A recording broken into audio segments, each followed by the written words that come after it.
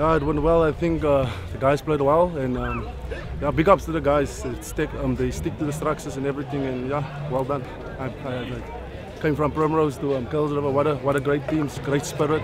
I love it here, and yeah, I really love it. And what can I say? The support, community, everybody behind us, the team, behind Kuils River, and yeah, it's just nice. Well, my main goal is just to stay fit, to be in the first team, and after that I think provincial level. But well, my big goal is to do good for Kuils River first, and after that we'll see.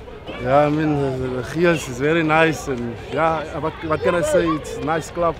Gears is nice. I came here for my first time, and everything was just great. Felt at home, and yeah.